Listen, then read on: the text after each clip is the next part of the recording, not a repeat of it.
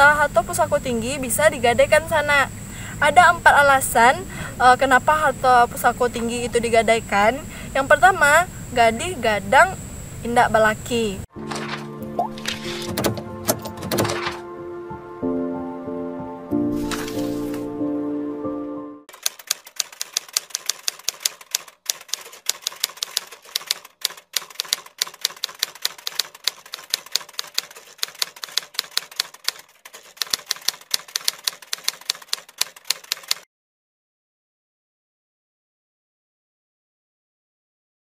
Assalamualaikum warahmatullahi wabarakatuh.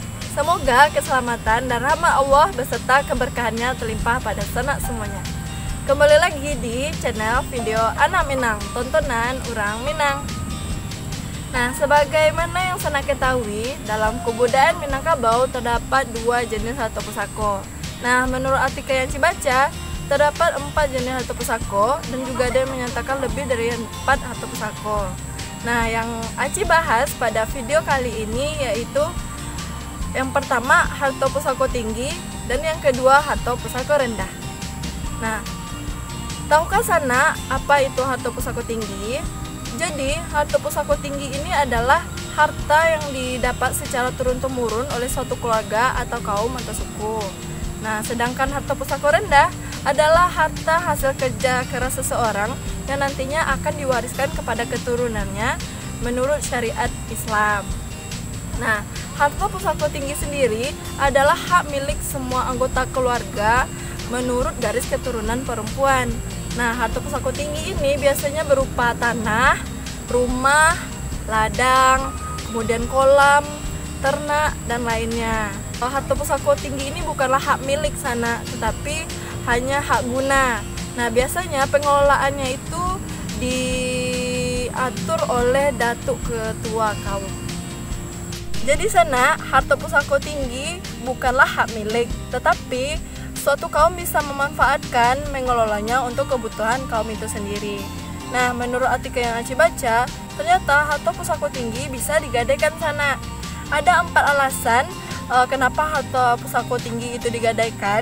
Yang pertama, gadih gadang indak balaki. Nah, jika tidak ada biaya untuk pernikahan anak perempuan, sedangkan umurnya udah cukup, maka harta pusako tinggi bisa digadaikan sana untuk melaksanakan pernikahan. Yang kedua, mai tak kuju di atas rumah. Nah, jika ada salah satu kaum keluarga kita yang meninggal dan jenazahnya mau dikuburkan sedangkan biaya nggak ada, maka harta pusako tinggi bisa digadaikan sana sehingga jenazah bisa dikuburkan. Yang ketiga, rumah gadang ketirisan. Nah, jika rumah gadang rusak atau lapuk, maka membutuhkan biaya yang besar, maka pusako tinggi bisa digadaikan sana untuk melakukan perbaikan rumah gadang. Yang keempat, yaitu membaki batang terendam. Nah, jika ada salah satu keluarga yang mau diangkat jadi penghulu, kan membutuhkan biaya tuh sana, maka bisa menggadaikan harta pusako tinggi. Atau ada salah satu keluarga yang ingin melanjutkan sekolahnya ke jenjang yang lebih tinggi, maka harta pusako tinggi bisa digadaikan untuk mencukupi biayanya. Nah, itulah sana 4 alasan kenapa harta pusako tinggi bisa digadaikan. Kesimpulannya sana, kenapa sih harta di Minangkabau diberikan kepada kaum perempuan? Ditakutkan kaum perempuan ditinggalkan oleh suaminya atau suaminya meninggal. Nah, maka harta ini bisa digunakan untuk melanjutkan kehidupannya. Nah, sedangkan laki-laki, seperti yang kita ketahui sana, laki-laki adalah tulang punggung keluarga, maka beliau akan bekerja keras gimana bisa mendapatkan uang untuk memenuhi kebutuhan dirinya sendiri dan keluarganya. Nah, sekian dulu sana video dari channel video Anak Minang, tontonan Urang Minang.